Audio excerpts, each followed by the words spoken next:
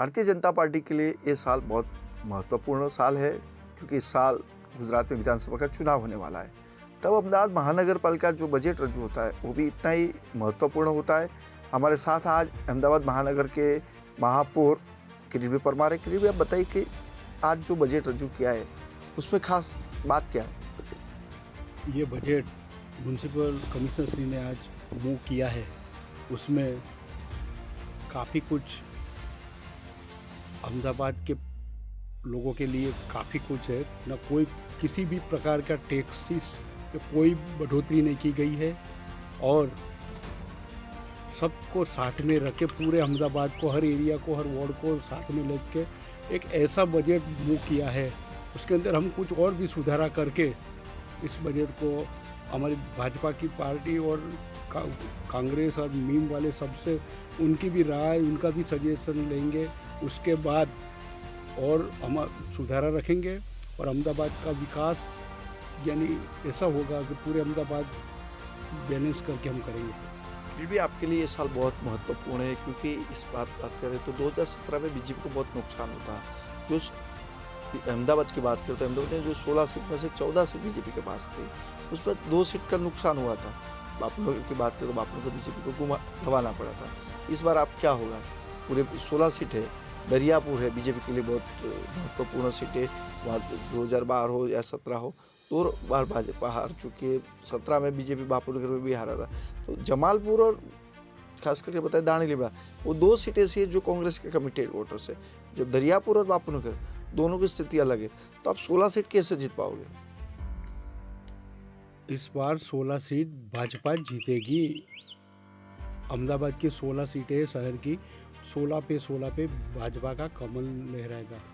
कैसे जीतोगे? इसके लिए क्या प्लानिंग है? इसलिए क्या कार्यक्रम कर रहे हो आप?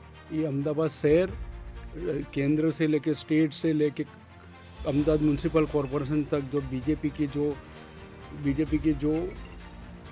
के जो कार्यशैली है, जो डेवलपमेंट हुआ है, हर यानी हमारे प्रदेश अध्यक्ष श्री पाटिल जी ने जो सूत्र दिया है, जो दिया है, मंत्र दिया है हमको, यानी कि पेज प्रमुख से लेके ना उसमें हम घर घर हर व्यक्ति तक पहुंच चुके हैं और ये पूरा संगठन लगा है और काम किया है। कोरोना के टाइम पर भी पूरे दुनिया के अंदर देखा जाए तो इतने समृद्ध देश थे, उन्होंने भी अपने लोगों को यानी भगवान के भरोसे छोड़ दिया था। लेकिन आज अपने आदरणीय प्रधानमंत्री साहब और आदरणीय अमित भाई साहब के जरिए उनका सतत मार्गदर्शन, गाइडलाइन और हमारे सीएम साहब द्वारा जो गाइडलाइन दी गई है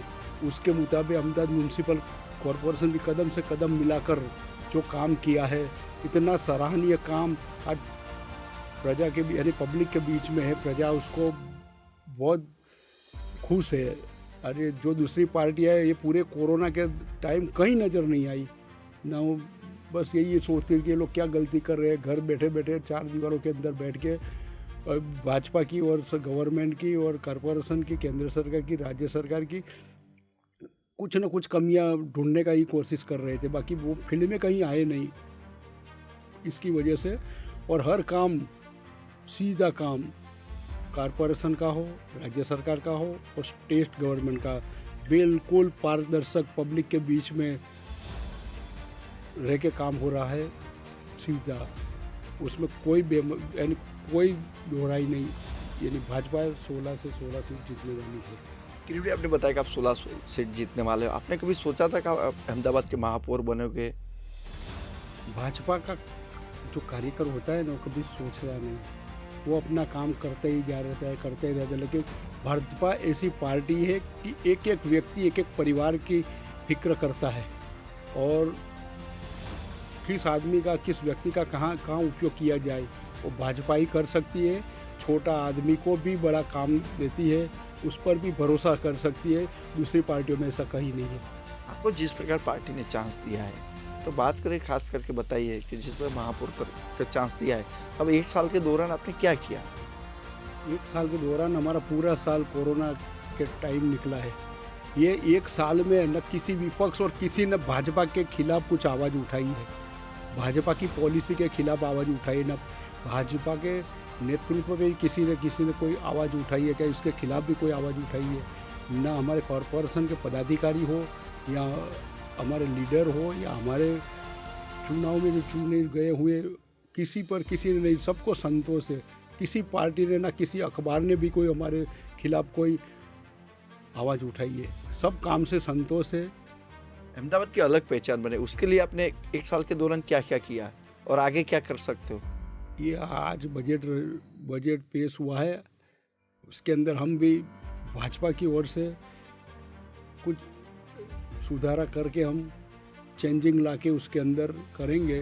पूरे अहमदाबाद इतने कोरोना के टाइम भी अहमदाबाद का विकास कहीं भी रुका नहीं है। आपने क्रिएट में बताया कि विकास नहीं रुका है, पर एक दूसरी बात आ रही है कि अभी फिर से आपका नाम चर्चा में आ रहा है कि आगामी जो चुनाव होगा विधानसभा का, उसमें भी आपके नाम की चर्चा हो रही है कि गुजरात विधानसभा का चुनाव भी क्रिएट में लड़ सकते हैं। नहीं, कोई चुनाव लड़ने नहीं है। भाजपा के हम सैनिक थे, सैनिक है और सैनिक रहेंगे। अहमदाबाद की हमारा एक ही टारगेट है, अहमदाबाद के 16 सीट भाजपा की झोली में डालना है। आपको चुनाव लड़ने की इच्छा है? चुनाव तो मैं अभी लड़ ही चुका हूँ, मैं महापौर तो हूँ, और क्या कहीं चाहिए, इससे बड़ा क्या चाहिए? बस भाजपा ने मेरे को बहुत काफ़ी कुछ दे दिया। विधानसभा को लेकर चर्चा हो रही है कि विधानसभा लड़ सकते हैं। नहीं, मैं ऐसा कोई नहीं है। भाजपा का कार्यकर्ता हूँ, भाजपा के साथ हूँ, भाजपा का काम करता हूँ और भाजपा को 16 सीट हमारा पहले ही है कि अहमदाबाद के 16 सीट भाजपा की झोली में डालना है, बस यही हमारा टारगेट। मेयर साहब ने एक बात स्पष्ट बताया कि हमें भारतीय जनता पार्टी को 16 सीट जिताना है, वही हमारा टारगेट है। दूसरी बात बताया कि हम जिस प्रकार लोगों ने पंचायत टीवी को सब्सक्राइब किया है, उसी प्रकार मेयर साहब आप भी सब्सक्राइब कीजिए।